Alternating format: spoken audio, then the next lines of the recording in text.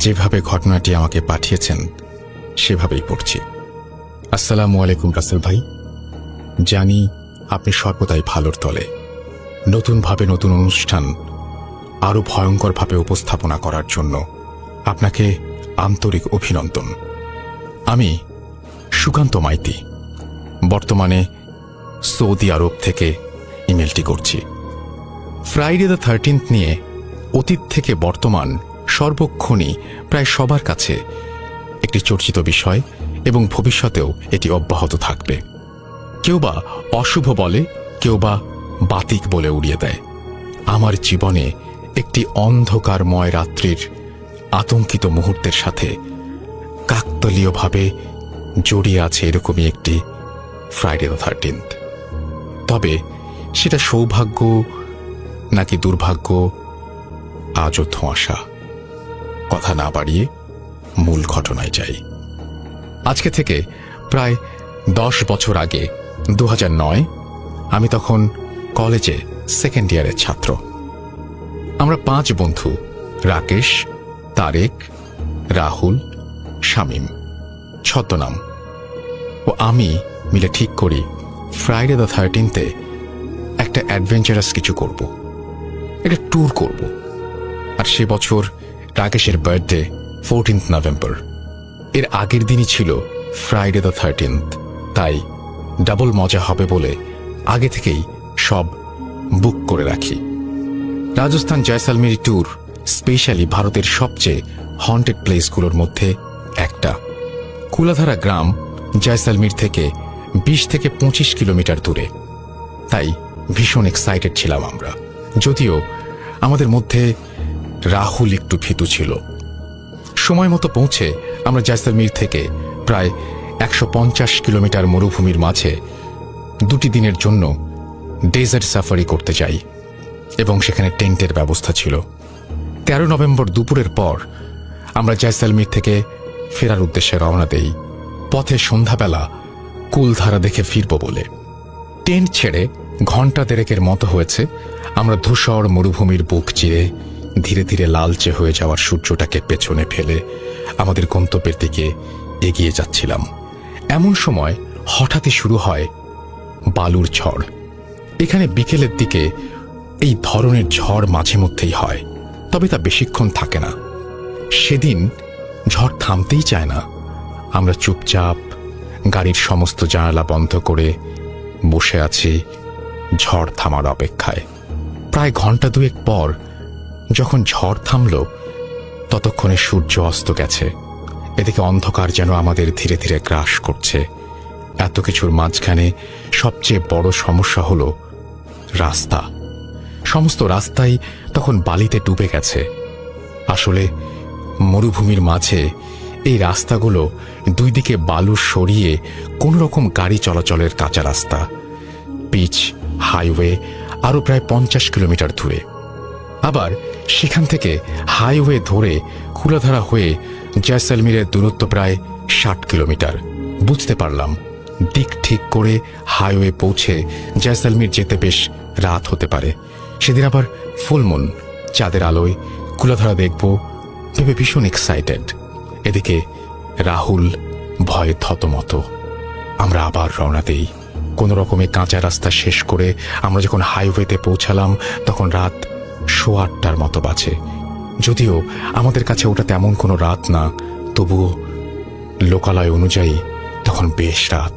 হাইওয়ের মোড়ে যে 2-3টা ছোট পান চায়ের দোকান ছিল, জল খাবারের দোকান ছিল, তাও সব বন্ধ। আসলে এই রুটের শেষ বাস সন্ধ্যা 6টায়। তারপর রাস্তা পুরো ফাঁকা। ড্রাইভার একটু ভয়ে ভয়ে বলে সদ্য শীতকাল ঢুকছে, তাই একটু একটু কুয়াশাও নামতে শুরু করেছে রাতের দিকে। গাড়ির হেডলাইটের আলোয় যতটুকু দেখা যায় শুধু ধোঁয়াশা। 2 পাশের ধূসর বালু আর তার মাঝ বরাবর 2-1টা কাঁটা ঝোপঝাড়ের গা ঘেঁষে একে বেঁকে কালো সাপের মতো শুয়ে আছে কালো পিচের হাইওয়ে।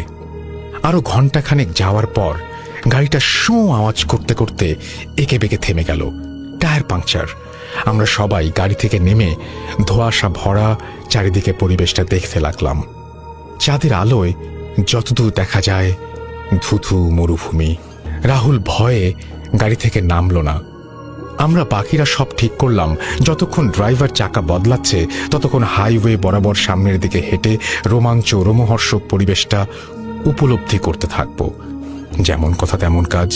এদিকে ড্রাইভার আমাদের বাধা দেওয়ার অনেক চেষ্টা করলো এবং বলল আর প্রায় 1 কিলোমিটার পরেই কুলধারা এলাকা শুরু হবে, আমরা যেন না এগোই। আমরা, আরে কিছু হবে না ড্রাইভার, তুমি গাড়ি ঠিক করে রাহুলকে নিয়ে এসো, আমরা না হয় হাঁটতে হাঁটতে যতটা পারি এগিয়ে যাই, রাকেশ হিন্দিতে বলে উঠল। গাড়িটাকে পেছনে ফেলে মোবাইল টর্চ লাইটের সাহায্যে আমরা 4 জন ধীরে ধীরে থমথমে ধোঁয়াশার মাঝে মিলিয়ে যাই। প্রায় 20-25 মিনিট হাঁটার পর দূরে একটা মিটমিটে আলোর রেশ দেখতে পাই। আর কিছুটা কাছে আসতেই দেখতে পাই চারিদিকে থমথমে ফাঁকা এলাকায় রাস্তার পাশে একটা ছোট্ট চায়ের দোকান। দোকানে এসে দেখতে পাই একজন রোগা জীর্ণ বুড়ো অল্প কিছু বিস্কুট আর জিনিসপত্র নিয়ে একটা মিটমিটে ভাঙা ল্যাম্প চালিয়ে দোকান সাজিয়ে বসে আছে। মুখে খোঁচা খোঁচা দাড়ি, মাথায় ছেঁড়া অনেক দিনের পুরনো ময়লা রাজস্থানী পাগড়ি, চোখগুলো প্রায় দেখাই যায় না, যেন কোনো এক গভীর গর্তে হারিয়ে গেছে। ঝুপড়িটার গা ঘেঁষে একটা কাঁচা রাস্তা পশ্চিমে ধূসর মরুভূমিতে হারিয়ে গেছে। চোখ কচলে চাঁদের আলোয় আরো একটু ভালো করে দেখতে গিয়ে যেটুকু বুঝতে পারি, পশ্চিমে সেই রাস্তাটি সম্ভবত একটা গ্রামে মিশে গেছে। মনের মধ্যে একটা প্রশ্ন জাগে, তবে কি এটাই সেই? এমন সময় একটা কর্কশ কণ্ঠস্বর বুকের মধ্যে ছ্যাঁত করে লাগে, বাবুরা, ওটাই কুলাধরা গ্রাম, রাজস্থানী হিন্দি ভাষায় বুড়োটা বলে। আমরা সবাই চমকে গিয়ে পেছন ফিরে বুড়োটার দিকে তাকাই। বুড়োটা একটু খিলখিল করে হাসতে থাকে, যেন হাসিটা লুকানোর চেষ্টা করে। সেই প্রথম যেন নিজের হৃদস্পন্দনের ঠিপ ঠিপ আওয়াজ শুনতে পারছিলাম আমি। ব্যাপারটা সামাল দিয়ে রাকেশ জিজ্ঞেস করে উঠল, তুমি কি করে জানলে যে আমরা কি খুঁজছি? আসলে এখানে রাতে যারা আসে তারা ওই কুলাধরা গ্রামেই যেতে চায়। আমি এত রাত পর্যন্ত দোকান দেই, যদি 2-1টা কিছু বিক্রি হয়। আপনারা চা খাবেন বাবুরা? খাঁটি দুধের চা আছে, উটের দুধ। এই বলে বুড়োটা আমাদের দিকে তাকিয়ে থাকে। এই কয়েক মিনিটের কথোপকথনের মাঝে একটা অস্বাভাবিক ভয়ঙ্কর পরিবর্তন লক্ষ্য করি। সেই প্রায় অন্ধকারে ডুবে থাকা চোখের মণি যেন হঠাৎই মিটমিটে ল্যাম্পের আলোয় জলজল করছে। এ যেন এক লোলুপ দৃষ্টি। ব্যাপারটা তারেক, শামীম আর আমি লক্ষ্য করলেও বুঝলাম রাকেশ খেয়াল করেনি। তাই তৎক্ষণাৎ বলে উঠল, যা ঠান্ডা পড়েছে, দাও ভালো করে 4টা কড়ক চা বানিয়ে দাও। আমরা রাকেশকে একটু কাছে টেনে ব্যাপারটা বলতে যাব। মিনিট খানেকও হয়েছে কিনা সন্দেহ। এমন সময় বুড়োটা আবারও কর্কশ কণ্ঠে চা রেডি বলে ডেকে উঠল। সেই প্রথম ভয় কি জিনিস অনুভব করলাম। শির দ্বারা দিয়ে যেন বরফের স্রোত বয়ে গেল। না চাইতেও চায়ের গ্লাসটা ধরতে যাব, এমন সময় পেছন থেকে সজোরে একটা গাড়ি ব্রেকের আওয়াজ, সেই সঙ্গে গাড়ির হর্নের শব্দ। চমকে গিয়ে পেছন ফিরে দেখি আমাদের গাড়ি। ড্রাইভার গাড়ি থেকে নেমে একরকম প্রায় ছুটে এসে আমাদের হাত ধরে টানতে লাগলো আর হাঁপাতে হাঁপাতে বলতে লাগলো, আপনারা কিছু খাননি তো? তাড়াতাড়ি গাড়িতে উঠুন। কি, কেন? সব গাড়িতে বলছি, তাড়াতাড়ি গাড়িতে উঠুন। আমি রীতিমতো ভ্যাবা জায়গা খেয়ে গাড়িতে গিয়ে বসলাম। দেখি রাহুল ভয়ে কাঁপছে। এদিকে গাড়িতে বসার সঙ্গে সঙ্গে ড্রাইভার গাড়ির এক্সিলেটারে জোরে পুশ করে স্পিড 50-এর ওপর তোলে এবং গাড়ির সমস্ত জানালা কাচ লক করে দেয়। কিছু বুঝে ওঠার আগেই তারেক হঠাৎ আঁতকে ওঠে। তারেকের দিকে তাকাতেই আমাদের রক্ত হিম হয়ে যায়। রাহুল চিৎকার করে ওঠে, প্রায় অজ্ঞান। গাড়ি ততক্ষণে ফুল স্পিড ধরে নিয়েছে। দেখি অলৌকিকভাবে সেই বুড়োটা গাড়ির সমান স্পিডে দৌড়াচ্ছে, চায়ের গ্লাস হাতে করে গাড়ির জানালায় টোকা দিচ্ছে। সে এক বিভৎস ভয়ঙ্কর চেহারা। আমরা আতঙ্কে প্রায় ঘোরের মধ্যে পড়ে গিয়েছিলাম। তন্দ্রা ভাঙল তীব্র আলোর ছটায়।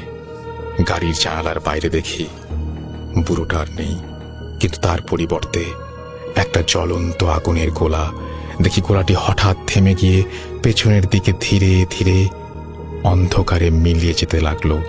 আর সেই সঙ্গে এক বিভৎস কর্কশ চিৎকার ধীরে ধীরে মিলিয়ে যেতে লাগলো। উপরওয়ালাকে একটা ধন্যবাদ দিয়ে একটু থিতিয়ে তারপর ড্রাইভার কাছে আসলে ঘটনাটা কি জানতে চাইলাম। ড্রাইভার জানায়, সাহেব, ওটা কোনো বুড়ো না, একটা অশরীরী আত্মা। আমার বাবুজির কাছ থেকে শোনা। বেশ কয়েক বছর আগে এরকম এক রাতে এক কাপলকে জয়সলমীর নিয়ে ফিরছিলাম। আমার মানা করা সত্ত্বেও গাড়ি থামিয়ে ওই বুড়োর দোকানে চা খাওয়ার পর হঠাৎ পাগলের মতো চিৎকার করতে করতে কুলাধরা গ্রামের দিকে ছুটে গিয়ে মিলিয়ে যায়। আমি কোনো রকমে যান নিয়ে পালিয়ে আসি। পরের দিন পুলিশ গিয়ে খুঁজে দেখি গ্রামের মধ্যে ওদের ছেঁড়া কাটা লাশ। সবাই ভয়ে কাঠ হয়ে শুনছিলাম। ফ্রাইডে দ্য 13th কি সত্যি অশুভ, নাকি এটা আমাদের সাথে ঘটে যাওয়া এক কাকতালীয় ঘটনা? এই সব ভাবছি, এমন সময় হঠাৎই গাড়ির গতি কমায় ড্রাইভার। আমরা জানতে চাইলে ড্রাইভার ফ্রন্ট গ্লাস দিয়ে সামনের দিকে দেখতে বলে। আমরা তাকাতে আবার ভয়ে শিউরে উঠি। দেখি গাড়ি যত সামনের দিকে এগোচ্ছে ততই দূরে কুয়াশার মাঝে একটা সাদা ছায়া মূর্তি ধীরে ধীরে স্পষ্ট হচ্ছে। খানিকটা কাছে আসতে দেখতে পেলাম একটা সাদা সালোয়ার কামিজ পরিহিত, তার ওপর ডক্টর কোট চাপানো মেয়ে ছোট্ট ডক্টর ব্যাগ হাতে দাঁড়িয়ে হাত দেখিয়ে লিফট চাইছে। এত রাতে ব্যাপারটা বেশ অস্বাভাবিক। ড্রাইভার গাড়ি থামাতে রাজি হয়নি, তবুও ভেতর থেকে কেন যেন মানবতার তাগিদে আমরা গাড়ি থামাতে বলি। গাড়ি থামতেই মেয়েটি খুশি মুখে আমাদের দিকে এগিয়ে আসে। অপরূপ এক সৌন্দর্যের উজ্জ্বলতা দেখা যায় তার রূপে। দেখে মনে হয় আমাদের থেকে 5-6 বছরের বড় হবে। কাছে আসতে রাকেশ দিদি বলে সম্বোধন করে জানতে চাইল কি সমস্যা হয়েছে। তখন মেয়েটি বলে তার নাম রূপসা চৌধুরী। সে জয়সলমীর হসপিটালের একজন ডক্টর। খুব ইমার্জেন্সিতে পাশের একটা গ্রামে রুগী দেখতে যেতে হচ্ছে। যে গাড়িতে করে এসেছিল সেটা গ্রামের মধ্যে খারাপ হয়ে গেছে, আর ওর আজ হসপিটালে ফেরাটা অত্যন্ত জরুরি।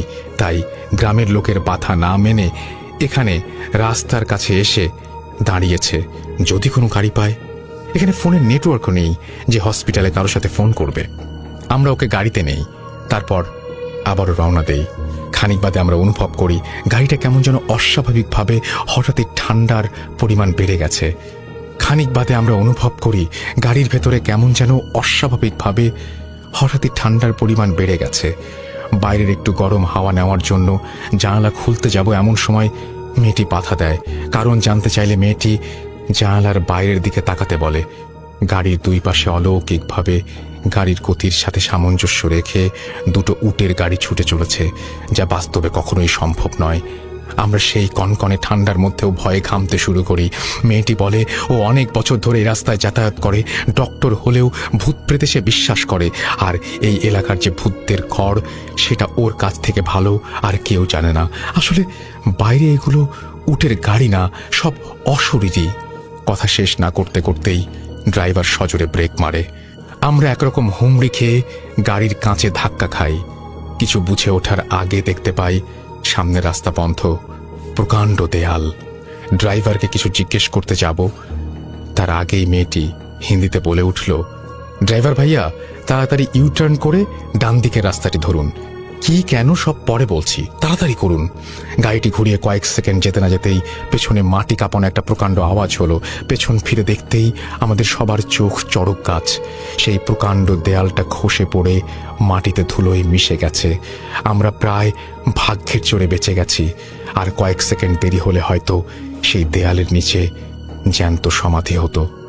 এত কিছুর ব্যাপার মেয়েটি কেমন করে জানলো জিজ্ঞেস করতে যাব, তার আগেই হঠাৎই সামনে উটের গাড়ি চলে আসায় ড্রাইভার কন্ট্রোল করতে পারল না। গাড়িটি স্লিপ করে উল্টে যায়। তারপর আর কিচ্ছু মনে নেই। যখন জ্ঞান ফেরে দেখি আমরা সবাই, ড্রাইভার পাশাপাশি 6টা বেডে হসপিটালে শুয়ে আছি। হালকা চোট লাগলেও আমাদের কারোর তেমন কোনো কিছু হয়নি। আশ্চর্যের বিষয় হলো আমাদের প্রায় 18 ঘন্টা পরে হুঁশ ফিরেছে। আমি সেই মেয়েটির কথা জানতে চাইলাম। ডাক্তার বলল কোনো মেয়ে ছিল না গাড়িতে। রাত 1টা নাগাদ হসপিটালের ইমার্জেন্সি গেটের সামনে প্রচণ্ড হর্নের আওয়াজ শুনে তারা বাইরে বেরিয়ে এসে দেখে গাড়িটি মাঝের সিটে 6 জন অজ্ঞান অবস্থায়, অথচ ড্রাইভিং সিটে কেউ ছিল না। খানিকক্ষণ চুপচাপ থাকার পর আমি রূপসা নামে লেডি ডক্টরের কথা জিজ্ঞেস করলে ডক্টর জানায় এই নামে এখানে কোনো লেডি ডক্টর কাজ করে না। তারপর আমাদের রেস্ট নিতে বলে চলে যাওয়ার সময় হঠাৎ দরজার কাছে থমকে দাঁড়ায়। তারপর হিন্দিতে বলে, রূপসা নামে এখন কেউ কাজ করে না, তবে বেশ কয়েক বছর আগে করত। একবার কুলাধরার পাশে এক গ্রামে রুগী দেখতে গিয়ে আর ফেরেনি। বেশ কিছুদিন পর ওর পচা গলা লাশ কুলাধরা গ্রামের ফটকে পাওয়া যায়। কিন্তু আপনারা চিনলেন কি করে? আপনারা তো এই এলাকার নন। ও কিছু না, এখানে লোকাল মানুষদের মুখে শুনেছিলাম ঘটনাটা। থ্যাংক ইউ ডক্টর, শামীম বলে ওঠে। তারপর ডক্টর ওয়েলকাম বলে চলে যায়। সন্ধ্যাবেলা হোটেলে আমরা রাকেশের বার্থডে সেলিব্রেট করি। এরপর যে কয়টা দিন আমরা জয়সালমের ছিলাম, ঘুরেছি, আনন্দ করেছি, তবে রাতের বেলা হোটেল ছেড়ে কোথাও বের হইনি।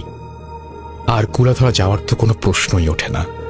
ফ্রাইডে দ্য 13th সেই দিনটা আমাদের কাছে শুভ ছিল নাকি অশুভ আজও জানা হয়নি।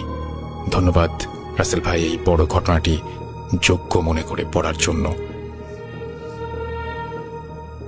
যেভাবে লেখা আছে আমি সেভাবেই পড়ছি। আসসালামু আলাইকুম রাসেল ভাই, জানি আপনি সর্বদাই ভালোর দলে থাকেন। আমি সুকান্ত মাইতি বর্তমানে সৌদি আরব থেকে ইমেলটি করছি। আমি ভূত.com-এর একজন পুরনো শ্রোতা। বিগত দিনে আমার 5টি ঘটনা সিলেক্ট করে উপস্থাপন করার জন্য আবারও অসংখ্য ধন্যবাদ। গত 1.5 বছর ভারতে গিয়ে লকডাউনে আটকে কিছু ব্যক্তিগত ক্রাইসিসের জন্য অনুষ্ঠানটি শুনতে পারিনি। এখন আবার সৌদি আরব ফিরে এক এক করে 30 নম্বর এপিসোড এরপর থেকে স্বাধীন মিউজিক অ্যাপ সাবস্ক্রাইব করে শুনছি। এবার এতদিন পর দেশ থেকে ফেরার সময় প্রচুর ঘটনা কালেক্ট করে নিয়ে এসেছি। একে একে সব বলবো। আপনার হয়তো মনে থাকবে না, গত 2020-এ সম্ভবত মার্চ অথবা এপ্রিলে একটি ফ্রাইডে দ্য 13th-এ আমার একটি ঘটনা উপস্থাপন করেছিলেন রাজস্থানের কুলধারা গ্রামের। সেখানে আমার বন্ধু শামীমের কথা উল্লেখ আছে। আজকে যে ঘটনাটি বলবো সেটা শামীমের মামাতো ভাই সাব্বিরজির কাছ থেকে কালেক্ট করা। ওনার কাছ থেকে আমি প্রচুর ঘটনা নিয়ে এসেছি, এক এক করে পরবর্তীতে সব বলবো। আর কথা না বাড়িয়ে মূল ঘটনায় ঢুকে পড়ি। সুকান্ত মাইতি, চড়াই গ্রাম, পশ্চিম মেদিনীপুর, পশ্চিমবঙ্গ, ভারতবর্ষ। এরপরে তিনি তার হোয়াটসঅ্যাপ নাম্বার শেয়ার করেছেন। তারপরে তিনি তার ঘটনা শুরু করেছেন। আমি ঘটনায় চলে যাচ্ছি।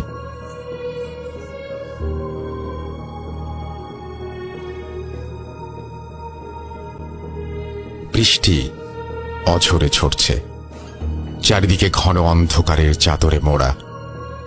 এমন সময় রক্ত হিম করা একটা পৈশাচিক অট্টহাসিতে গেঁয়ো সুন্দরী গাছের অরণ্য যেন আতঙ্কে কেঁপে উঠল। সেই সঙ্গে ঘাড়ের কাছে একটা সজোরে ধাক্কা পেয়ে সাব্বিরজি হুড়মুড়িয়ে একটি দেওয়ালের ওপর উঠে পড়লেন। এতে ভয়ে যতটা না আতঙ্কিত হলেন, অবাক হলেন তার চাইতে অনেক বেশি। এই ঘন জঙ্গলে দেওয়াল এলো কোত্থেকে? আর তিনি এই জঙ্গলেই বা কি করছেন? ভয়ে কাঁপতে কাঁপতে খানিকক্ষণ ঠাহর করে বুঝলেন যে আসলে সেটি একটি কুয়া। অথচ কুয়াই বা এই জঙ্গলে আসবে কোত্থেকে? কিন্তু ভাবার অবকাশ রইল না। দেখেন, ডান দিকের নিকষ অন্ধকারের ভেতর থেকে দুটি জ্বলন্ত চোখ হঠাৎই তার দিকে এগিয়ে আসছে। একটি পৈশাচিক হাসি ও অন্যদিকে দক্ষিণ রায়ের গর্জন। কুল কিনারা না পেয়ে প্রায় সংজ্ঞা হারাতে বসেছিলেন। এমন সময় কুয়োর অপর প্রান্ত থেকে ভয় ও আতঙ্ক মিশ্রিত করুণ আর্তনাদ ভেসে আসে। ঠাহর করে বুঝতে পারেন রাজীব। কিন্তু এত রাতে ওইখানে কি করছে? অথচ ভাবার কোনো আর অবকাশ রাখেনি নরপিশাচটি। হঠাৎ রাজীবের ঘাড়ে একটা কামড় বসায়, ফিঙ্কি দিয়ে গরম রক্ত খানিকটা তার মুখের ওপর এসে পড়ে। দেখেন, রাজীব আর্তনাদ করতে করতে কুয়ার গহ্বরে মিলিয়ে যেতে থাকে। সাব্বিরজি ভয়ে আতঙ্কে কি করবেন কিছুই বুঝে উঠতে পারছিলেন না। এমন সময় অন্তর থেকে একটি আওয়াজ ওঠে, বোন বিবিকে ডাক, বোন বিবিকে ডাক, সব ঠিক হয়ে যাবে। দয়ার মা, বোন বিবি মনের মাঝারে, মুশকিলে পড়লে ডেকো মা বলিয়া তারে। মা বলিয়া ভাকিলে তারে দয়াবান হইয়া, আর বিপদে কাণ্ডারি হইবে লিপে উথারিয়া। মনের অজান্তে আওড়াতে থাকেন সাব্বিরজি। হঠাৎই কুয়ার ভেতরটা একটি আলোর স্ফুলিঙ্গে ভরে যায়।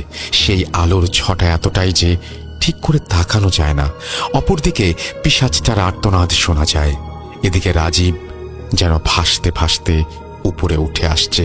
সাব্বিরজি কিছু বুঝে ওঠার আগেই সেই নর পিশাচটির আগে গজগজ করতে করতে তার উপরে ঝাঁপিয়ে পড়ে। ঘাড়ে একটি শীতল স্পর্শে হঠাৎই আঁতকে ওঠেন সাব্বিরজি। পেছন ফিরে দেখেন একজন বয়স্ক সুঠামদেহী ব্যক্তি, যার পরনে সাদা পাঞ্জাবি, ইমাম সাহেবের মতো পোশাক। জিয়াউদ্দিন সাহেব। তার মানে তুমি যা দেখছো বা যা অনুভব করছো তা সবই তুমি স্বপ্নের মধ্যে দেখছো সাব্বির। তবে তা অদূর ভবিষ্যতে বাস্তবে রূপ নিবে। এখন থেকে তার জন্য তৈরি হয়ে নাও। বাস্তব মোকাবেলা করা বড় কঠিন হবে। এই বলে জিয়াউদ্দিন সাহেব থামলেন। সাব্বিরজি সম্পর্কে কিছু তথ্য দেয়া প্রাসঙ্গিক। ছোটবেলা থেকেই সাব্বিরজি খুব ধর্মপ্রাণ। দাদুর হাত ধরেই 5 ওয়াক্ত নামাজ পড়া থেকে শুরু করে সমস্ত ধর্মীয় আচার আচরণ পালন করতেন। শোনা যায় ওনাদের পরিবারের সদস্যরা নবাবের আমল থেকে প্রায় 400 বছর ধরে বংশ পরম্পরায় একটি বিশিষ্ট মসজিদের ইমাম হয়ে আসছেন। ছোট থেকে সাব্বিরজি কিছু অভাবনীয় ক্ষমতার অধিকারী। কারোর মধ্যে বা কোনো জায়গায় কোনো রকমের প্যারানর্মাল সমস্যা দেখা দিলে এক পলক দেখেই তিনি তা বুঝে যেতেন, এবং কোনো ভয়ের আশঙ্কা থাকলে অবচেতন মনে স্বপ্নে তা আগেই টের পেতেন এবং সেই অনুযায়ী আগে থেকে সতর্ক থাকার চেষ্টা করতেন। যার বিজ্ঞানের ভাষায় কোনো ব্যাখ্যা আছে কিনা আমার জানা নেই। বংশ পরম্পরায় সাব্বিরজির পরিবারের যিনি ইমাম হন তার সঙ্গে এক অদৃশ্য জিন থাকে। অথচ আশ্চর্যের বিষয় হল বিগত প্রায় 400 বছরের ইতিহাসে কেউ তাকে দেখেনি বা তার সাথে কথাও বলেনি। ব্যতিক্রমটা ঘটেছিল সাব্বিরজির সাথে। যখন তার বয়স 18, তখন একদিন দাদুর সাথে বসে তাদেরই সেই জিনকে স্মরণ করার পদ্ধতি অনুশীলন করার সময় বিগত প্রায় 400 বছরে সেই প্রথম জিন দেখা দেয়, এবং তা শুধু সাব্বিরজিকেই। একজন বয়স্ক কিন্তু সুঠামদেহী ব্যক্তি, যার পরনে সাদা পাঞ্জাবি, ইমাম সাহেবের মতো পোশাক। সাব্বিরজি প্রথমে কিছুটা হকচকিয়ে গিয়ে তার সেলাম জানিয়ে পরিচয় জানতে চাইলে অপর দিক থেকে একটা মধুর অথচ দৃঢ় কণ্ঠস্বর ভেসে ওঠে। ওয়ালাইকুম আসসালাম ওয়া রাহমাতুল্লাহি ওয়া বারাকাতুহু। আমি জিয়াউদ্দিন মোহাম্মদ আলী। তোমার পূর্বপুরুষরা আমাকে তুষ্ট করে আমার সাথ পেয়েছিল ঠিকই, কিন্তু তাদের মধ্যে সাচ্চা ইমান পুরো দস্তুর ছিল না, তাই দেখা দেয়নি। কিন্তু তুমি নেক দিল আছো, তোমার মধ্যে এক নূরের ঝলক আছে। সাব্বিরজি মন্ত্রমুগ্ধের মতো শুনেছিলেন। মুহূর্তে সম্বিত ফিরতে কিছু জিজ্ঞেস করতে যাবেন, তার আগেই জিন মানে জিয়াউদ্দিন সাহেব বলে উঠলেন, তুমি অনেক বড় ইমাম হবে, অনেক মানুষের উপকার করবে। তোমার মধ্যে যে ক্ষমতা আছে তা ধীরে ধীরে আরো বাড়বে। সারা জীবন আল্লাহর দেখানো পথে থাকবে। এই নাও তাসবিহ, এটা তোমার হাতে থাকবে। দুনিয়ায় কোনো নাপাক শয়তান তোমার কিছুই করতে পারবে না, ধারে কাছেও আসবে না। এটা সবসময় তোমার কাছে রেখো, আর কখনো কোথাও সমস্যায় পড়লে আমাকে স্মরণ করো, আমি আসব। এখন আসি। এই বলে আবারও সেলাম জানিয়ে অদৃশ্য হন জিয়াউদ্দিন সাহেব। সেই থেকে সাব্বিরজির পড়াশোনার সাথে সাথে প্যারানর্মাল বিষয়ক মানুষের সেবা করতে থাকেন। আর সেদিনের পর থেকে জিয়াউদ্দিন সাহেবও তাকে প্রায়শই সাহায্য করতেন এবং তার সমস্ত কাজেই থাকতেন। পেশায় যদিও তিনি একজন ডাক্তার, কর্মসূত্রে গত 5 বছর ধরে উটিতেই থাকেন। প্যারানর্মাল বিষয়ক মানুষকে সাহায্য করতে তাকে প্রায়শই দেশের নানান জায়গায় যেতে হয়। আসলে ঘটনাটি যখন ঘটে তখন সাব্বিরজি কলেজের 2য় বর্ষের স্নাতক, আজ থেকে প্রায় বছর 25 আগে। জিয়াউদ্দিন সাহেবের সাথে আলাপ ও তার সেই অদ্ভুত স্বপ্ন দেখার ক্ষমতা, তার সবই তখন সদ্য সদ্য তার জীবনের সাথে ওতপ্রোতভাবে জড়িয়েছে। একটু ধাতস্থ হওয়ার পর হঠাৎই কিছু বলতে যাবেন, কিন্তু পরক্ষণে টেবিলের ওপরে রাখা বনবেবীর উপাখ্যান বইটির ওপর নজর যেতে ব্যাপারটা ঠাহর করে চুপ হয়ে গেলেন। আসলে তার স্বপ্নের সেই পাঁচালী তিনি এই বইতেই পড়েছেন খানিকক্ষণ আগে, কিন্তু তার সেই ব্যাখ্যাকে ভুল প্রমাণ করে আশ্চর্যজনকভাবে জিয়াউদ্দিন সাহেব বলে উঠলেন, না সাব্বির, যা তুমি স্বপ্নে পাঠ করেছ তা বাস্তবে তোমাকে স্মরণ রাখার জন্য পূর্ব ইঙ্গিত দিয়েছেন বনবিবি। তিনি অত্যন্ত পাক একজন পিরানি নক্ষত্র। হিন্দু মুসলিম নির্বিশেষে সবাই তার ভক্ত। বনের মধ্যে কেউ বিপদে পড়লে এই পাঁচালী পড়ে তাকে স্মরণ করলে বিপদ থেকে উদ্ধার পায়। সবকিছু শোনার পর এটা বুঝতে বাকি রইল না যে সামনে কোনো বিভৎস পরিস্থিতি তার জন্য অপেক্ষা করছে। তখনও সেই সমস্ত পরিস্থিতি সামাল দেয়া অভ্যস্ত হয়ে ওঠেননি তিনি। তারপর যে ভয়ঙ্করকে তিনি চেনেন না, জানেন না, তাকে নিয়ে সত্যি কি আশঙ্কা করা উচিত? আজ রাজীবকেই বা কেন তিনি দেখলেন তা কিছুতেই বুঝতে পারছিলেন না। তবে তবে কি তার কিছু হয়েছে? তার বাড়ি তো দক্ষিণ 24 পরগনার দুয়াপুরে, মানে সুন্দরবনের বক্ষে। হ্যাঁ, যা ভাবছ তা ঠিকই। রাজীবের ভীষণ বিপদ, জিয়াউদ্দিন সাহেব গম্ভীরভাবে বললেন।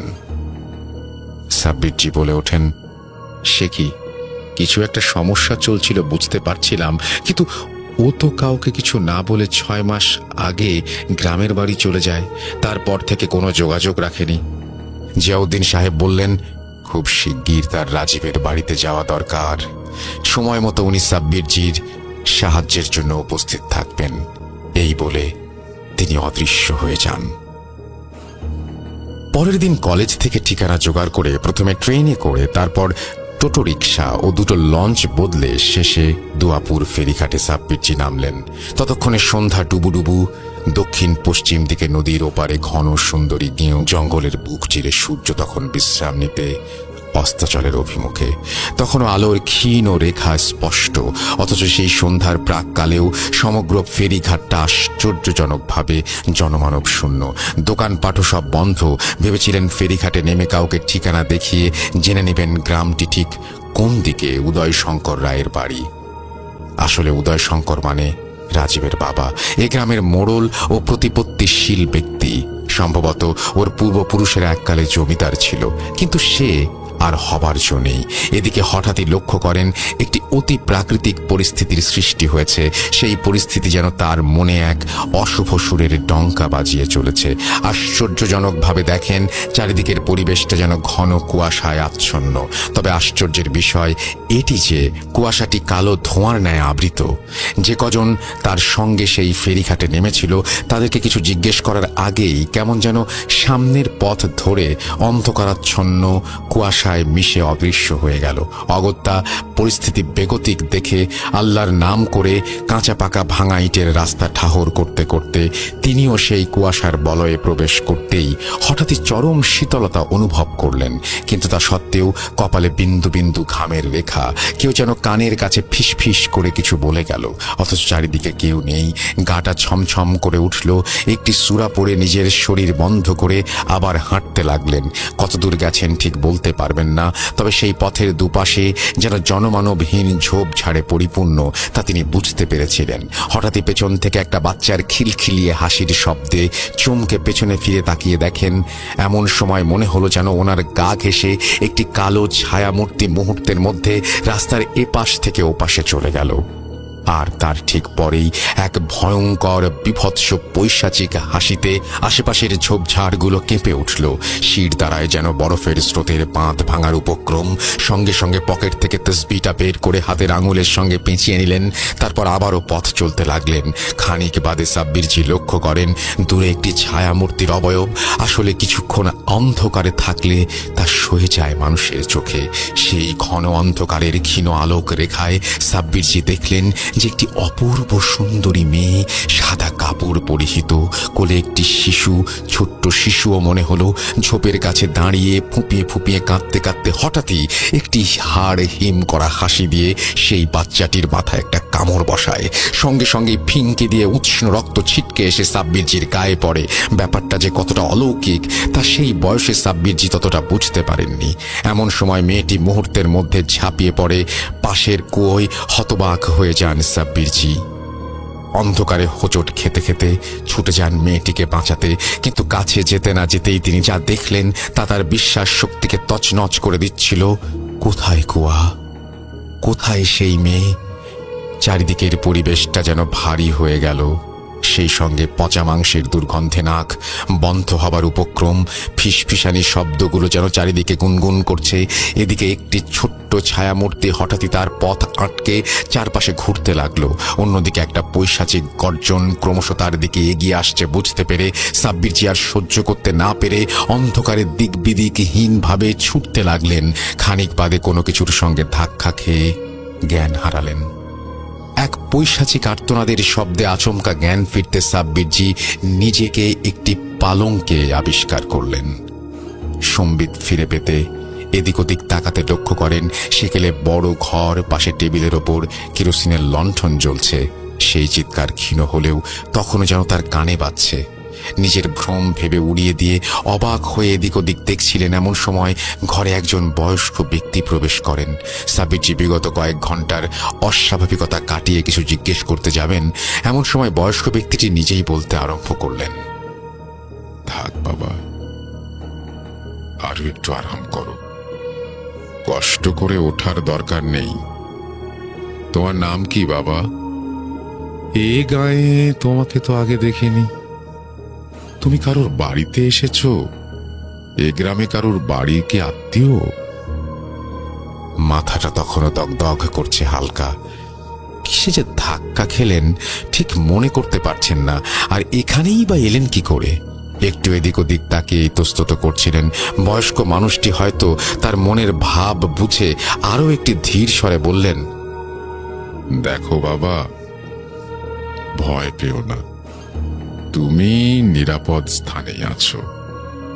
রঘু খিড়কি দরজা আটকাতে গিয়ে দেখে আমাদের আঁকের সামনে তুমি অচেতন অবস্থায় পড়ে আছো। তখন ওই তোমাকে ধরে ঘরে নিয়ে আসে। রাত তখন 8:15 মতো বাজে। রঘু আমার বাড়ির কাজের লোক। কি হয়েছিল? আর কেমন করেই বা সেই পৈশাচিক কবল থেকে রক্ষা পেয়ে এই নিরাপদ আশ্রয়ে এলেন? কিছুটা আন্দাজ করতে পেরে পাশের টেবিলে রাখা কাঁসার গ্লাসের জলটা কয়েক ঢোক খেয়ে একটু ধাতস্থ হয়ে সেদিনের সেই সন্ধ্যায় সমস্ত অপ্রাকৃতিক পৈশাচিক ঘটনার কথা বললেন এবং সেই সঙ্গে এই দুয়াপুরে কেনই বা তিনি এসেছেন তা সমস্ত খুলে বললেন। দেখেন, বয়স্ক মানুষ তার কথাগুলো শুনতে শুনতে দুঃখে আতঙ্কে ধীরে ধীরে পাশে রাখা একটা চেয়ারে বসে অঝরে বিলাপ করতে লাগলেন। সাব্বিরজি পালঙ্ক ছেড়ে উঠে গিয়ে তার কাঁধে হাত রেখে একটু সান্ত্বনা দিয়ে কি হয়েছে জানতে চাইলেন। বাবা, আমি সেই হতভাগ্য পিতা। রাজীব আমারই একমাত্র ছেলে। আমি উদয় শঙ্কর রায়। তোমার স্বপ্ন যে বাস্তবে রূপ নিয়েছে বাবা। সাব্বিরজির হাত ধরে কাঁদতে কাঁদতে উদয় শঙ্কর বাবু বললেন। সাব্বিরজি হতাশায় ও আতঙ্কে উদয় শঙ্কর বাবুকে রাজীবের কথা জিজ্ঞেস করতে যাবেন, এমন সময় সেই পৈশাচিক গোয়ানি আর্তনাদ আবার ভেসে উঠল। ওই যে শুনতে পাচ্ছ বাবা, এই পৈশাচিক আর্তনাদ, ওটা আমার ছেলে, তোমার বন্ধু রাজীবের। ওকে বাধ্য হয়ে শেকল দিয়ে বেঁধে ঘরে বন্ধ করে রাখা হয়েছে। উদয় শঙ্কর বাবু হতাশায় দুঃখে চোখের জল মুছতে মুছতে বললেন। সাব্বিরজি দেরি না করে তসবিটা হাতের মধ্যে নিয়ে উদয় শঙ্কর বাবুকে সঙ্গে নিয়ে সেই ঘর ছেড়ে রাজীবের ঘরের দিকে এগোলেন। রাজীবের ঘরের সামনে এসে সেই সন্ধ্যায় পাওয়া পচা মাংসের দুর্গন্ধটা আবারও পেলেন। অশুভ ইঙ্গিতটা স্পষ্ট হচ্ছে। দরজার তালাটা খুলতে যাবেন এমন সময় তসবিটা হালকা ছুঁয়ে যায় আর সঙ্গে সঙ্গে যেন সমগ্র শরীরে বিদ্যুৎ খেলে গেল। সাব্বিরজি ছিটকে হাত তিনেক পিছনে গিয়ে পড়েন। এদিকে তৎক্ষণাৎ সমগ্র বাড়িটির পরিবেশকে কাঁপিয়ে এসে ভয়াল ভয়ঙ্কর পৈশাচিক অট্ট হাসিটা গর্জে ওঠে এবং এক নারী পুরুষ মিশ্রিত কণ্ঠস্বর ভেসে আসে রাজীবের ঘর থেকে। কিরে, কলকাতার মানুষ তুই এসেছিস এদেরকে আমার হাত থেকে বাঁচাতে, কিন্তু তোকে কে বাঁচাবে? এদেরকে তো নির্বংশ করবোই, সাথে তোকেও টুকরো টুকরো করে কাটবো। উদয়শঙ্কর বাবু বিস্ময়ে অসাড় হয়ে দাঁড়িয়ে আছেন। সাব্বিরজি নিজেকে সামলে উঠে দাঁড়িয়ে উচ্চ স্বরে কিছু সূরা কালাম বলতে বলতে এবার তালাটা ঝট করে খুলে ফেললেন। দরজা ধাক্কা দিতেই কর্কশ জং ধরা আওয়াজে দরজাটা খুলে গেল। সেই সঙ্গে ঘরের ভেতর থেকে ভেসে আসা ভ্যাপসা পচা দুর্গন্ধটায় মাথাটা ঝনঝন করে উঠল। উদয়শঙ্কর বাবু সম্বিত ফিরে পেয়ে নাকটা চেপে ধরে আতঙ্কে গুটিসুটি হয়ে দাঁড়িয়ে আছেন। ঘরের ভেতর প্রবেশ করতেই অন্ধকারের ওপর থেকে আশ্চর্যজনকভাবে একটি থান ইট কয়েক ইঞ্চি ব্যবধানে সাব্বিরজির মাথার ওপর এসে পড়ে, আর সঙ্গে সঙ্গে আবারও অন্ধকার থেকে রক্তহিম করা সেই পৈশাচিক হাসি খিলখিলিয়ে ওঠে। অল্পের জন্য ভয়াবহ আঘাত থেকে বেঁচে যান সাব্বিরজি। এরপর নিভু নিভু হ্যারিকেনের আলোয় যা দেখেন তা তিনি নিজের চোখকেও বিশ্বাস করতে পারছিলেন না। কোথায় রাজীব? এ তো রাজীব নয়। সামনে পালঙ্কের ওপর শেকল দিয়ে বাঁধা এক জীবন্ত কঙ্কাল বসে আছে। কঙ্কালের হাড় গোড়ের ওপর যেন শুধু চামড়া জড়ানো, অথচ কোনো এক পৈশাচিক বলে সে কি তার হুঙ্কার। কর্কশ কণ্ঠে অকথ্য ভাষায় গালাগালি। পেছন থেকে এক পরিচিত কণ্ঠস্বর ভেসে এলো, যা শুধু সাব্বিরজি শুনতে পাচ্ছিলেন। সাব্বির, তাড়াতাড়ি তসবিটা রাজীবের কপালের ঠিক মাঝখানে চেপে রেখে ওকে শান্ত করো, আর মনে রেখো নিজের স্নায়ুর ওপর যেন নিয়ন্ত্রণ না হারায়। সামনের অমাবস্যা তিথি পর্যন্ত খুবই কঠিন সময়, নিজেকে শক্ত রেখো, আর ভয় পাবে না, আমি আছি। এই বলে জিয়াউদ্দিন সাহেব আবার অদৃশ্য হলেন। সাব্বিরজি তৎক্ষণাৎ তসবিটা রাজীবের কপালের ঠিক মাঝখানে চেপে ধরে একটা সূরা পড়তে লাগলেন। খানিকক্ষণ ছটফট করে রাজীব অজ্ঞান হয়ে বিছানায় লুটিয়ে পড়ে। তসবিটা ভীষণ গরম হয়ে যায়। উদয়শঙ্কর বাবু উদ্বিগ্ন প্রকাশ করলে সাব্বিরজি তাকে শান্ত হতে বলেন এবং একসঙ্গে ঘর থেকে বেরিয়ে আসেন। বললেন, আজ আর কোনো ঝামেলা হবে না। এরপর রাতের খাবার সেরে তিনি নিজের জন্য বরাদ্দ ঘরে গিয়ে দরজা বন্ধ করে জিয়াউদ্দিন সাহেবকে স্মরণ করেন। জিয়াউদ্দিন সাহেব এলে সমস্ত বিষয়ে আলোচনার পর সমস্যার উৎস জানতে চাইলে জিয়াউদ্দিন সাহেব বলেন, সাব্বির, আজকে এই নির্মম পরিস্থিতির জন্য অতীতের অসহায় যন্ত্রণায় দগ্ধ প্রতিশোধের আগুনের ফল। আর চিন্তা করো না, কালকেই তুমি সমস্ত কিছু জানতে পারবে। এই বলে সাব্বিরজিকে সাবধানে থাকতে বলে জিয়াউদ্দিন সাহেব আবারও অদৃশ্য হয়ে যান। পরদিন সকালে ফ্রেশ হয়ে উদয়শঙ্কর বাবু ঘন ঘন পায়চারি করছিলেন। তাকে দেখতে পেয়ে আনন্দে ধন্যবাদ জানিয়ে জড়িয়ে ধরেন। সাব্বিরজি লক্ষ্য করেন দীর্ঘদিনের হতাশায় ও উদাসীনতায় ঘন কালো মেঘ কাটিয়ে যেন রুদ্রোজ্জ্বল হাসিটা খেলে উঠেছে উদয়শঙ্কর বাবুর মুখে। জানো বাবা, আজ প্রায় 3 মাস পর খোকা কথা বলেছে আমার সাথে। ওর মায়ের কাছে খিদে পেয়েছে বলে খেতে চেয়েছে। ওকে এখন অনেকটাই স্বাভাবিক লাগছিল। সাব্বিরজি ব্যাপারটা আগে থেকেই জানতেন যে তসবিটা ছোঁয়ানোর পরে এমনটাই হবে, কিন্তু কেন যেন মনে হচ্ছে কোনো এক ঝড়ের পূর্বেকার নীরবতাময় পরিবেশ। উদয়শঙ্কর বাবুকে কিছু বুঝতে না দিয়ে শান্ত হতে বলেন। এরপর সকালে প্রাতরাশ সেরে বৈঠকখানায় একটি বেতের চেয়ারে বসে চা খেতে খেতে উদয়শঙ্কর বাবুর কাছে এ যাবৎ পর্যন্ত ঠিক ঠিক কি ঘটেছে সব জানতে চাইলেন। উদয়শঙ্কর বাবু বলা শুরু করলেন, এখন মনে হচ্ছে গত বছর পুজোর ছুটিতে খোকা বাড়ি আসার পর থেকে হয়তো এই সমস্যার সূত্রপাত। আসলে সেবার বিসর্জনের সন্ধ্যায় দত্ত নদীতে প্রতিমা বিসর্জন দিতে বন্ধুদের সাথে বাজি ধরে দুর্ভাগ্যবশত নদীর পাড়ে শ্মশানে ঢোকার মুখে মৃত শুকনো নিম গাছটির ডগায় ওঠে, কিন্তু হাত 10 ওঠার পরই হঠাৎই পড়ে যায়। যদিও ভগবানের কৃপার জোরে বেঁচে যায়, হালকা কাটা ছেঁড়া ছাড়া তেমন কিছু হয়নি। সেদিন খোকা কিন্তু বারবার বলেছিল যে ওকে কেউ ধাক্কা দিয়েছে, অথচ আমরা ওর মনের ভুল ভেবে আমলই দেইনি। আজ বুঝতে পারছি যে কত বড় ভুল করেছিলাম। তারপর থেকে যে কদিন ও এ বাড়িতে ছিল অন্য মনস্ক এবং ভয়ে ভয়ে থাকতো। সারাদিন প্রায় ঘর থেকে বেরোতই না, নাওয়া খাওয়া একরকম ছেড়ে দিয়েছিল। এরপর একদিন ছুটি শেষ হওয়ার আগে হোস্টেলে ফিরে যায়। 6 মাস আগে খোকা যখন আবার বাড়ি আসে তখন তাকে চেনাই যাচ্ছিল না।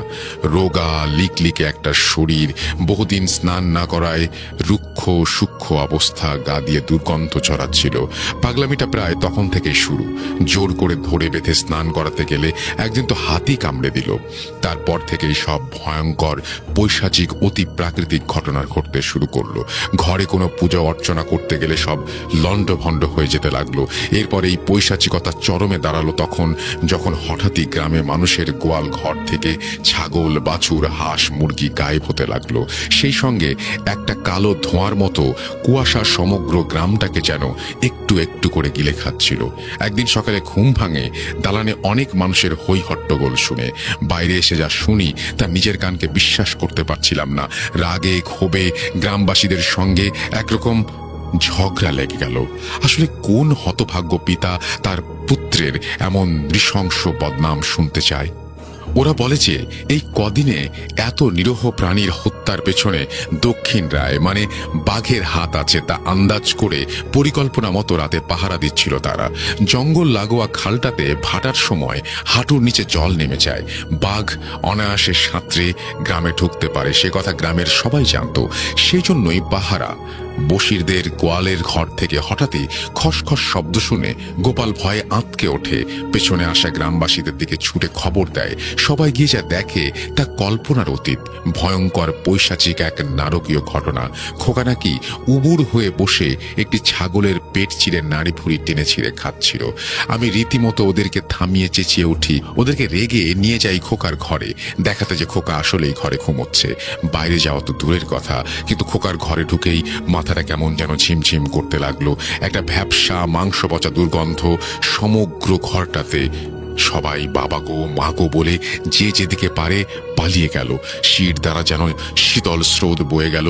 দেখি কোথায় খোকা, এই যে সাক্ষাৎ নরপিশাচ সিলিংয়ে উল্টো হয়ে টিকটিকির মতো ঝুলছে। সমগ্র মুখটা পচা গলা, সেখান থেকে রক্ত পুঁজ মাখা লালা ঝরে পড়ছে। মুখ দুদিকে প্রশস্ত কাটা, তা দিয়ে খসখসে ফিনফিনে হাসি দিয়ে বাবা বলে দেয়াল বেয়ে আমার দিকে এগিয়ে আসে। সেই বিভৎস পৈশাচিক রূপ দুঃস্বপ্নেও অকল্পনীয়। সঙ্গে সঙ্গেই ও ঘর থেকে বেরিয়ে আসে। পরে কোনো রকমে তাকে চেন দিয়ে বেঁধে ফেলি। সেই থেকে শুরু। বলা শেষ করে সামনে টেবিলে রাখা জলের জগ থেকে ঢক ঢক করে জল খেয়ে একটু ধাতস্থ হলেন তিনি। সাব্বিরজি চুপচাপ চায়ের কাপটা টেবিলে রেখে দুঃখে শোকে একটি দীর্ঘশ্বাস ফেলে ঘরের এদিক ওদিক দেখছিলেন। এমন সময় দক্ষিণের দিকের দেয়ালে একটি ছবি দেখে আতঙ্কে শিউরে ওঠেন। এরপর উদয়শঙ্কর বাবু কিছু বুঝে ওঠার আগে একটু শান্ত হন। তারপর জিজ্ঞেস করেন, ওটি কার ছবি? উদয়শঙ্কর বাবু একটু দীর্ঘশ্বাস ফেলে বলেন যে ওটি ওনার পিতামহের প্রথম স্ত্রী রোকেয়া বিবি। সাব্বিরজির বিস্ময়কর মনোভাবটা বুঝতে পেরে উদয়শঙ্কর বাবু বলেন যে রোকেয়া বিবি ধর্মে মুসলমান ছিলেন এবং বোন বিবির পরম ভক্ত। কিছু একটা চেপে গেলেন উদয়শঙ্কর বাবু, সেটা বেশ বুঝতে পারছিলেন সাব্বিরজি, কিন্তু তখন তার চিন্তা শক্তি কিছু একটার সূত্র মেলানোর চেষ্টায় ব্যস্ত। এমন সময় তিনি লক্ষ্য করেন রঘুর মুখে চঞ্চলতার রেখা। কিছু বলতে চায় সে সাব্বিরজিকে, কিন্তু তার মনিবের সামনে সে বলতে পারছে না। সাব্বিরজি বুঝতে পেরে খানিক বাদে উদয়শঙ্কর বাবুকে জানায় যে তিনি গ্রামটা একটু ঘুরে দেখতে চান। ওনার আপত্তি না থাকলে এবেলায় ঘুরে আসবেন।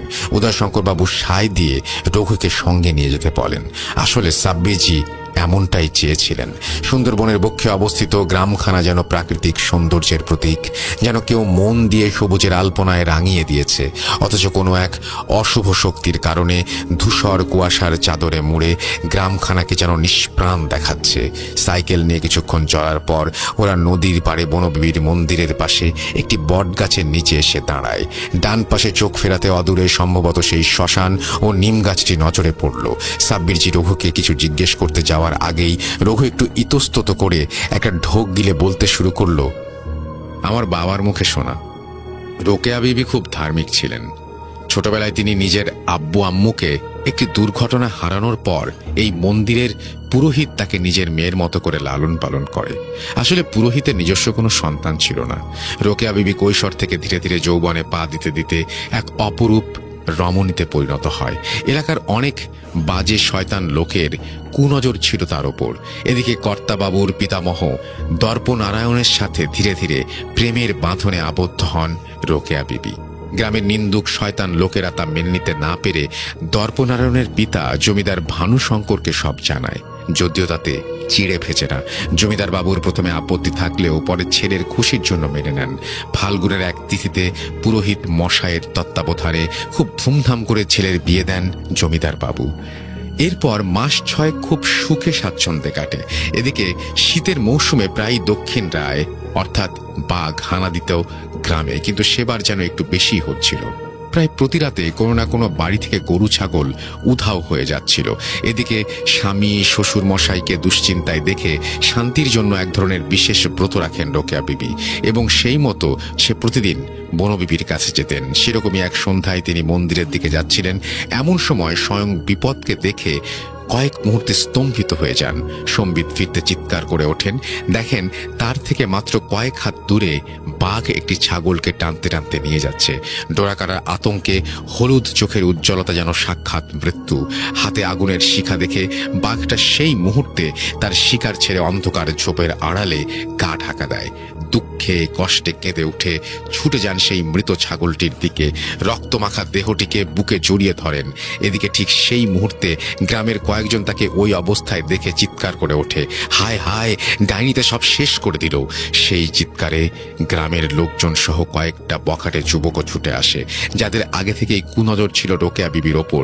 তারা সঙ্গে সঙ্গে লাঠি বল্লম দিয়ে রোকেয়া বিবিকে ঘিরে ফেলে এবং চিৎকার করে বলতে থাকে, আমরা আগেই বলেছিলাম যে এটা একটা ডাইনি। তখন কেউ বিশ্বাস করেনি, এখন নিজের চোখে দেখো। বিধর্মীতে বিয়ে করা যে অন্যায়, এখন তার ফল ভোগ করো। ওকে এখন ছেড়ে দিলে সমস্ত গ্রাম একদিন খেয়ে শেষ করে ফেলবে। মারো ওকে, মারো। এই বলে মারতে যেতে কয়েকজন বয়স্ক লোক বাধা দেয় এবং বলে যে ওকে বেঁধে জমিদার বাবুর কাছে নিয়ে যেতে, ওনার বাড়ির পুত্রবধূ উনিই বিচার করবেন। রোকেয়া বিবি পরিস্থিতির আকস্মিকতায় এতটাই চমকে গিয়েছিলেন যে মুখে কিছু বলতে পারছিলেন না, খালি দু চোখে বয়ে মনের গহীনে জমানো ঘৃণা, ধিক্কার গলিত লাভার মতো গড়িয়ে পড়ছিল। সেই অন্যায়ের প্রতিবাদের যে ক্ষীণ আশাটুকু ছিল, সেই আশাটুকুও সেই রাতে জমিদার বাবুর চণ্ডী মণ্ডপের মন্দিরের এক নিষ্পাপ ধাতব প্রতিমার সামনে নৃশংস নির্লজ্জ সমাজের হাতে নৃশংসভাবে নির্যাতিত হয়। যখন সব শুনেও তার স্বামী দর্পনারায়ণ নির্বাক থেকে গ্রামের লোকদের সম্মতি জানায়। জমিদার ভানুশঙ্কর বাবুর নির্দেশে তাকে জ্যান্ত পুড়িয়ে মারার আদেশেও দর্পনারায়ণ চুপ থাকেন। বিশ্বাসের বলি হবার পর রোকেয়া বিবি হয়তো আর বেঁচে থাকতে চাননি, তাই সেদিন চুপ থেকে সব অন্যায় মেনে নিয়ে নিয়তির দিকে এগিয়ে যান। মশাল হাতে গ্রামের লোকেরা তাকে মারতে মারতে শ্মশানের কাছে নিয়ে গিয়ে সেই নিম গাছটির সাথে বেঁধে জ্যান্ত আগুন লাগিয়ে দেয়। দুঃখ, ক্রোধ ও বিশ্বাসঘাতকতার বেদনা জড়ানো চিৎকার জ্বলন্ত আগুনে তখনও ক্ষীণ বাকি। এদিকে এমন সময় গ্রামের অপর প্রান্তে মহিলাদের চিৎকার হট্টগোল শোনা যায়। সবাই মিলে সেখানে গিয়ে জানতে পারে এক লেঠেলের 5 বছরের একমাত্র ছেলেকে দক্ষিণ রায় টেনে নিয়ে গেছে। এ কোনো ডাইনি না, এ সত্যি বাঘের কাজ। যতক্ষণে দর্পনারায়ণ সহ সবার ভুল ভাঙে, ততক্ষণে শ্মশানতলায় সব ছাই। এরপর হপ্তা 2 বাদে প্রায়শ্চিত্তের তাগিদে জমিদার ভানুশঙ্কর 7 গ্রামের মানুষকে নেমন্তন্ন করে শ্রাদ্ধের আয়োজন করেন। দর্পনারায়ণ পিণ্ড দিতে যাবেন, এমন সময় অগ্নিশিখার মতো পুরোহিত মশাইয়ের সেখানে হাজির হন। ক্রোধে আক্রোশে নিজের পৈতে তুলে ধরে চিৎকার করে অভিশাপ দেন, তোরা যেভাবে আমার মেয়েকে ও তার ভেতর বেড়ে ওঠা নবভ্রূণকে জীবন্ত জ্বালিয়ে হত্যা করেছিস, আমি নিত্যানন্দ পুরোহিত যদি সারা জীবন নিষ্ঠার সহিত নিঃস্বার্থভাবে বনবিবির আরাধনা করে থাকি, তাহলে এই বংশের পরবর্তী বংশধরেরা নির্মমভাবে প্রকৃতির হাতে বলি হবে। এই বলে শ্রাদ্ধের অগ্নিকুণ্ডের দিকে থুতু ছুঁড়ে চলে যান। আসলে পরবর্তীতে জমিদার বাড়ির অন্দরমহলের দাসীদের কাছ থেকে জানা যায় রোকেয়া বিবি মারা যাওয়ার আগে 3 মাসের অন্তঃসত্ত্বা ছিলেন। গ্রামের সমস্যা মিটে গেলে তিনি নিজেই স্বামীকে জানাবেন, এমনটাই দাসীদের জানিয়ে ব্যাপারটা গোপন রাখতে বলেছিলেন। কিছুদিন পর জঙ্গলে ঢোকার মুখে ভাঙা কুয়োয় পুরোহিতের পচা গলা দেহ পাওয়া যায়। এরপর বেশ কয়েক বছর কেটে যায়। জমিদার বাবু আবার ছেলের বিয়ে দেন। দর্পনারায়ণের 2 ছেলে হয়, কিন্তু আশ্চর্যজনকভাবে 2 ছেলেই 3 বছর ও 5 বছরের মাথায় যথাক্রমে জলে ডুবে ও দক্ষিণ রায়ের পেটে চলে যায়। পরবর্তীতে জমিদারবাবু কাশী থেকে এক অঘরীকে নিয়ে এসে কিছু উপাচার করান এবং তার ফলে দর্পনারায়ণের 3য় সন্তান আমাদের কর্তামশাইয়ের বাবা জমিদার ভানুপ্রসাদ বেঁচে যান। কিন্তু সেই অঘরী যাওয়া আগে বলে গিয়েছিল যে পরবর্তী বংশধরদের কেউ যদি ভুলেও সেই শ্মশানে পা রাখে, তবে তার উপর কাল নেমে আসবে, কেউ বাঁচাতে পারবে না। সেই ভুলের খেসারত গুনছে আমাদের রাজীব দাদাবাবু। বলা শেষ করে রঘু ঢোক গিলে একটা দীর্ঘশ্বাস ফেলল। সাব্বিরজি কিছুটা আন্দাজ করে নিশ্চুপভাবে মাথা নেড়ে তারপর ফেরার সাইকেল ঘোরালেন। দুপুরে খাওয়া দাওয়া শেষ করে সাব্বিরজি আসতেই দেখেন জিয়াউদ্দিন সাহেব চিন্তিত মুখে পায়চারি করছেন। সাব্বিরজি কিছু বলতে যাবেন, তার আগে জিয়াউদ্দিন সাহেব বললেন, সাব্বির, তুমিও জানো ইন্তেকালের পরে কোনো রুহু প্রতিশোধ দিতে এই দুনিয়ায় থাকে না। আর উনি তো একজন পিরানি ছিলেন। তুমি যাকে দেখেছ সেটি যে একটি শয়তান জিন, সেটা নিশ্চয়ই তুমি বুঝতে পেরেছো, অসুবিধা হয়নি। আজ কিছু একটা ঘটবে, তুমি সজাগ থেকো, আমি সময় মতো উপস্থিত থাকবো। এই বলে জিয়াউদ্দিন সাহেব অদৃশ্য হলেন। একটা অস্বস্তিকর গুমট সমগ্র পরিবেশটাকে আবদ্ধ করে রেখেছিল। সন্ধ্যায় মান ভেঙে প্রকৃতি যেন কোনো কিছুর বিষাদে মেঘের বুক চিরে অঝরে ছুটতে লাগলো। রাতে তেমন কিছু খেল না সাব্বিরজি। এক অজানা আতঙ্কে মন অস্থির ছিল। বৃষ্টিটা একটু ধরলেও মেঘের হুঙ্কার তখনও কমেনি। মাঝে মাঝে বজ্র বিদ্যুৎ সহ গর্জে উঠছে। ঘুমটা কোনোভাবেই আসছিল না। আন্দাজ রাত তখন গভীর। ঘরের মধ্যে পায়চারি করতে করতে আকাশের বিদ্যুৎ ঝলকানিতে জানলার ওপাশে কিছু একটা দেখে চমকে যান সাব্বির। একই, এই যে রাজীব, কিন্তু ও হঠাৎ এত রাতে বৃষ্টিতে জল কাদায় ছুটে কোথায় যাচ্ছে?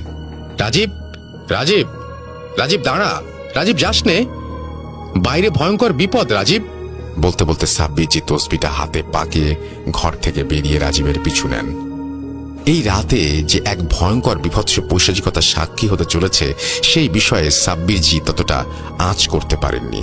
জল কাদা রাস্তা, চারিদিক অন্ধকারের চাদরে মোড়ানো, অদৃশ্য সামনে হেঁটে যাওয়া ছপ ছপ শব্দকে অনুসরণ করতে করতে সাব্বিরজিও এগিয়ে যাচ্ছিলেন। এমন সময় হঠাৎই সেই মাংস পচা দুর্গন্ধটা আবারও সাব্বিরজির নাকে বাঁধল। সেই সঙ্গে সমগ্র পরিবেশটাকেও কাঁপিয়ে খিলখিলিয়ে পৈশাচিক হাসিটা যেন বুকে ছ্যাদ করে লাগলো। সাব্বিরজি এক মনে সূরা পড়তে পড়তে এগিয়ে যাচ্ছিলেন। এমনভাবে কতক্ষণ চলেছেন খেয়াল নেই। ভ্রমটা কাটল দেয়ালের মতো কোনো এক কিছুতে ধাক্কা খেয়ে। এ কি, জঙ্গলে দেওয়াল আসবে কোত্থেকে? সঙ্গে সঙ্গে স্বপ্নে দেখা দৃশ্যগুলো যেন জীবন্ত হয়ে উঠল। এই যে স্বপ্নে দেখা সেই কুয়ো, তবে কি রাজীব? বিস্ময়ে আতঙ্কে কোনো কিছু না বুঝতে পেরে কুয়ার মধ্যে ঝুঁকে চিৎকার করে ডাকতে লাগলেন। হঠাৎই কুয়ার গহ্বর থেকে এক ছটফটানি ও সেই সঙ্গে গর্জনের শব্দ ভেসে উঠল। মনে হচ্ছে দুটি হিংস্র পশু ধস্তাধস্তি করছে অন্ধকার পাতালে। এদিকে নিস্তব্ধ প্রকৃতি আবার কেঁপে ওঠে। শুরু হয় তুমুল ঝড় ও বৃষ্টি। অদূরে ঝোপের আড়ালে মাঝে মাঝে মনে হচ্ছিল যেন দক্ষিণ রায়ের গর্জন, প্রাকৃতিক ও অতি প্রাকৃতিক পৈশাচিক মিলিয়ে যেন এক বিভীষিকাময় পরিস্থিতি। অভিজ্ঞতাহীন সেই বয়সে সাব্বিরজি কি করবেন কিছুই বুঝে উঠতে পারছিলেন না। এদিকে জিয়াউদ্দিন সাহেবেরও দেখা নেই। সেই মুহূর্তে সাব্বিরজির সূরা আওড়ানো ছাড়া আর কোনো কিছু করণীয় ছিল না। হাতে পাকানো ভেজা তসবিটা হঠাৎই মাঝে মাঝে গরম হয়ে উঠছিল। পার্শ্ববর্তী ভয়ঙ্কর পৈশাচিক অনুভূতির আভাস দিচ্ছিল। সাব্বিরজি জানতেন আর যাই হোক কোনো অশুভ নাপাক শক্তি তাকে স্পর্শ করতে পারবে না যতক্ষণ এই তসবিটা তার হাতে আছে। কতক্ষণ দাঁড়িয়ে আছেন খেয়াল নেই। বৃষ্টিটা থেমেছে। চারিদিকে এমন ভয়ঙ্কর নীরবতা, শুধুমাত্র গাছের পাতায় জমে থাকা বৃষ্টির জলের টপ টপ করে পড়ার শব্দ ছাড়া কুয়ার ছটফটানির শব্দটাও আর আসছে না। সাব্বিরজি যেন একটা ঘোরের মধ্যে ছিলেন। ঘোরটা কাটিয়ে সাব্বিরজি ডাকলেন। খানিক বাদে কুয়ার ভেতর থেকে একটা ক্ষীণ স্বর ভেসে উঠল। সাব্বির, সাব্বির, আমাকে বাঁচা ভাই, ও আমাকে মেরে ফেলবে, ওই দেখ ও আসছে, আমাকে বাঁচা সাব্বির, আমাকে বাঁচা। কিন্তু কিভাবে সাব্বির কুয়া থেকে তুলবেন ভেবে উঠতে পারছিলেন না। অন্ধকারে এদিক ওদিক হাতড়াতে লাগলেন যদি কোনো লম্বা গাছের ডাল অথবা দড়ি কিছু পাওয়া যায়। এমন সময় হঠাৎই তার হাতে দড়ির মতন কিছু একটা বাঁধল। হ্যাঁ, ঠিক দড়ি তো। মনে হচ্ছে হয়তো এটা কোনো মধু সংগ্রহকারী বা কাঠুরে ফেলে গেছে। অন্ধকারটা তখন চোখে শুয়ে গেছে। মাঝে মাঝে বিদ্যুতের ঝলকানিতে আলো আন্দাজ করে দড়ির একটা অংশ নিজের সাথে পেঁচিয়ে বাকি অংশটা কুয়ার ভেতর ছুঁড়ে দেন। তারপর সাব্বির আওয়াজ দিয়ে বলেন যেন দড়িটা নিজের কোমরে বেঁধে নেয়। এরপর সাব্বিরজি ধীরে ধীরে টেনে তুললেন রাজীবকে। কয়েক মুহূর্ত যেতে না যেতেই এক পৈশাচিক চিৎকারে সমগ্র বনটা কেঁপে উঠল। সেই সঙ্গে আবারও সমগ্র পরিবেশটা পচা মাংসের দুর্গন্ধে ভরে উঠল। কুয়ার অপর দিক থেকে গাছের ডাল থেকে একজোড়া জ্বলন্ত চোখ দেখতে পেল সাব্বিরজি। এটা চোখ নাকি আগুনের গোলা? যার আলোর আশেপাশে ডালপালাগুলো ক্ষণিক আলোকিত হয়ে উঠেছে। তাতেই বোঝা যাচ্ছে কি বিভৎস ভয়ঙ্কর রূপ শূন্যে ভেসে আসা সেই নরপিশাচটির। ছেঁড়া ফাটা কালো শাড়ির আঁচলটি উঠছে, মাথায় চুলগুলো সাপের ফণার মতো ভেসে আছে, কঙ্কাল তার মুখে করাতের ফলার মতো দাঁত, তা দিয়ে কিছু একটা কালচে কিছু একটা চুইয়ে পড়ছে। এই দৃশ্য সহ্য করা যায় না। সাব্বিরজি আঁতকে উঠে চিৎকার দিয়ে চোখ বন্ধ করে ফেললেন। আসলে সেটাই ছিল সাব্বিরজির প্রথম নির্মম, ভয়ঙ্কর, বিভৎস পৈশাচিক অভিজ্ঞতা। যদিও পরবর্তীতে দীর্ঘ 25 বছরেও এর থেকেও বহু ভয়ঙ্কর, বিভৎস পৈশাচিক আতঙ্কের সম্মুখীন হয়েছেন, মোকাবেলা করেছেন তিনি। চোখ বন্ধ করার মুহূর্তেই পিশাচটা পৈশাচিক হাসি দিয়ে রাজীবের ওপর ঝাঁপিয়ে পড়ে ওর ঘাটটা কামড়ে দেয়। সঙ্গে সঙ্গে ফিনকি দিয়ে উষ্ণ রক্ত ছিটকে এসে সাব্বিরজির গায়ে পড়ে। এ যেন তার স্বপ্নে দেখা নির্মম বাস্তবায়িত রূপ। রাজীব করুণ চিৎকার দিয়ে আবারও কুয়ার গহীনে মিলিয়ে যেতে থাকে। সাব্বিরজি কি করবে কিছু বুঝতে না পেরে তসবিটা সূরা পড়তে পড়তে রাজীবের দিকে ছুড়ে দেন। সঙ্গে সঙ্গে পিশাচটা ফিনফিনে গলায় খিলখিলিয়ে হেসে ওঠে। এ কি করলে তুমি? তুমি অবোধ। তসবিটা তোমার রক্ষা কবচ ছিল, তাই ওই শয়তান তোমার কিছু করতে পারেনি। কিন্তু এখন তা নেই। আমার পক্ষেও এই মুহূর্তেকে আটকানো সম্ভব না। তুমি যত শীঘ্রই সম্ভব বন বিবিকে স্মরণ করো। উনি শেষ ভরসা। আমিও চেষ্টা করি কয়েক মুহূর্ত শয়তানটাকে বেঁধে রাখার জন্য। পেছন থেকে জিয়াউদ্দিন সাহেব বলে উঠলেন। সাব্বিরজি সঙ্গে সঙ্গে স্বপ্নে বলা শ্লোকটি বন বিবিকে স্মরণ করে আওড়াতে লাগলেন। কয়েক মুহূর্ত পর চোখ ধাঁধানো স্নিগ্ধ পবিত্র উজ্জ্বলতায় কুয়ার ভেতরটা সহ আশেপাশের জায়গা আলোকিত হয়ে উঠল। সেই সঙ্গে পরিবেশ ছড়িয়ে থাকা পচা দুর্গন্ধটার পরিবর্তে একটি মিষ্টি গন্ধ সাব্বিরজিকে তন্দ্রাচ্ছন্ন করে তুলল। অপরদিকে পিশাচটি রাগে গজগজ করতে করতে তার দিকে এগিয়ে আসছিল। ঠিক সেই মুহূর্তে জিয়াউদ্দিন সাহেব তাকে এক অদৃশ্য বাঁধনে বেঁধে ফেলেন। এরপর পিশাচটির আর্তনাদে কানের পর্দা ফাটার অবস্থা। এদিকে আশ্চর্যজনকভাবে রাজীব শূন্যে ভাসতে ভাসতে অজ্ঞান অবস্থায় ওপরে উঠে আসছিল, বুকের ওপর তসবিটা রাখা। সাব্বির, তাড়াতাড়ি তসবিটা হাতে নাও। রাজীবকে নিয়ে বনবিবির মন্দিরে শুইয়ে যত তাড়াতাড়ি সম্ভব শ্মশানের নিম গাছটায় আল্লাহকে স্মরণ করে আগুন দাও। তবেই এই পিশাচকে সমূলে শেষ করা সম্ভব। আমি একে বেশিক্ষণ আটকে রাখতে পারবো না। তাড়াতাড়ি করো। জিয়াউদ্দিন সাহেব বলে উঠলেন। সাব্বিরজি আর দেরি না করে রাজীবকে রীতিমতো কাঁধে তুলে দ্রুত বন বিবির মন্দিরের দিকে রওনা হন। মন্দিরে রাজীবকে শুয়ে অন্ধকারে হাতড়ে প্রদীপ বেদির পাশ থেকে প্রদীপ জ্বালানো ঘি ও একটি দিয়াশালাই খুঁজে পান। সেগুলো নিয়েই ছুটে যান শ্মশানের সামনে মৃত কঙ্কালের ন্যায় দাঁড়িয়ে থাকা নিম গাছটির দিকে। ঘি ছড়িয়ে আগুন দিতে বৃষ্টিতে ভেজা জীর্ণ নিম গাছটি নিমেষে অদৃশ্য অপ্রাকৃতিক শুভ শক্তির কৃপায় দাউ দাউ করে জ্বলে উঠতে থাকে। আর সেই সঙ্গে সঙ্গে বনের দিক থেকে এক করুণ আর্তনাদ ভেসে ওঠে। খানিক বাদে জঙ্গলের দিক থেকে একটি জ্বলন্ত কঙ্কাল শূন্যে ভাসতে ভাসতে এসে দাউ দাউ করে নিম গাছটায় শেষবারের মতো আর্তনাদ করে মিলিয়ে যায়। আগুন তখনও নিভু নিভু রক্তিম আভা। পূবের আকাশে হালকা লাল আবিরের ছটা ধীরে ধীরে স্পষ্ট হয়ে উঠছে। উজ্জ্বল হচ্ছিল সেই রং। ধূসর কুয়াশায় ধীরে ধীরে অদৃশ্য হয়ে গেল। আতঙ্কিত ক্লান্ত রাজীবজি ধপ করে মন্দিরের বারান্দায় বসে পড়েন। বেলা বাড়তে পুরোহিত মশাই মন্দিরে এসে চমকে যান। পরে গ্রামবাসী ও কর্তাবাবুকে ডেকে আনেন। উদয়শঙ্কর বাবু ছেলে ও ছেলের বন্ধুকে অবস্থায় দেখে চিন্তিত হয়ে পড়েন। সাব্বিরজির ঘুমটা ভাঙে আশেপাশের হৈ হট্টগোল শুনে। এরপর সাব্বিরজি সেই বিভীষিকাময় রাত্রিতে ঘটে যাওয়া পৈশাচিক ঘটনার কথা সবাইকে জানান। এরপর আরো 2 দিন রাজীবদের বাড়ি থেকে অফুরন্ত আতিথেয়তা উপভোগ করে এক সকালে কলকাতার উদ্দেশ্যে রওনা দেন। গ্রামবাসী সহ উদয়শঙ্কর বাবু ও সাব্বিরজিকে ফেরিঘাটে বিদায় জানাতে আসেন। রাজীব দ্রুত সুস্থ হতে থাকে। লঞ্চে উঠে সাব্বিরজি দেখেন তার সামনের রেলিংয়ের পাশে জিয়াউদ্দিন সাহেব দাঁড়িয়ে। সেই রাতের বিভীষিকাময় পরিস্থিতি আর একবার চোখে ভেসে উঠল তার। তিনি জানতেন জিয়াউদ্দিন সাহেবকে আর কেউ দেখতে পাচ্ছেন না। চুপচাপ তার পাশে গিয়ে দাঁড়ালেন। অলৌকিকভাবে সাব্বিরজির মনে প্রশ্ন বুঝতে পেরে জিয়াউদ্দিন সাহেব বলতে লাগলেন, আমি জানি তোমার মনে কি প্রশ্ন ঘুরপাক খাচ্ছে। এই শয়তান জিন এই নিম গাছে বন্দী ছিল দীর্ঘ কয়েকশো বছর ধরে। উদয়শঙ্কর এক পূর্বপুরুষের জন্য ভানুশঙ্করেরও আগে। একদিন সেই গাছ থেকে প্রথম ছোট্ট রোকেয়া বিবিকে দেখে তার ভালো লেগে যায় রোকেয়া বিবিকে, কিন্তু রোকেয়া বিবির কাছে আসতে পারছিল না। পরবর্তীতে রোকেয়া বিবি বড় হয়, বিয়ে হয় এবং তারপর সেই নৃশংস ঘটনা ঘটে। যেহেতু সেটা ছিল জঘন্য পাপ এবং তাকে যে বন্দী করেছিল তারই পরবর্তী বংশধর সেই কুকর্ম করেছিল, তাই পিশাচটি মুক্ত হয় এবং তার কামনা বাসনা চরিতার্থ করতে না পেরে রাগে ক্ষোভে ফেটে পড়ে। এদিকে রোকেয়া বিবির হত্যার প্রতিশোধ নিতে পুরোহিত মশাইও তন্ত্র সাধনা করে সেই সন্তানকে আহ্বান করেন। পুরোহিত মশাইয়ের দেওয়া অভিশাপকে তখন শয়তানটা হাতিয়ার বানিয়ে ঝাঁপিয়ে পড়ে জমিদার ভানুশঙ্করের পরিবারের ওপর। এরপর বাকিটা তুমি জানো। রোকেয়া বিবি একজন পাক বিরানী ছিলেন। তিনি কোনোভাবেই বদলা নিতে পারেন না। একজনের দেয়া অভিশাপ অন্য একজন বয়ে নিয়ে যাচ্ছিল। সাবধানে যাও সাব্বির, আর ভবিষ্যতে এইরকম কোনো পরিস্থিতিতে তসবিটা হাত থেকে খুলো না যেন। এরপর জিয়াউদ্দিন সাহেব অদৃশ্য হয়ে যান। পরবর্তীতে রাজীব সুস্থ হয়ে গ্রামেই বাবার ব্যবসা সামলায়। পড়াশোনার এগোয়নি রাজীবের সাথে এত বছর পর আজও যোগাযোগ আছে সাব্বিরজির।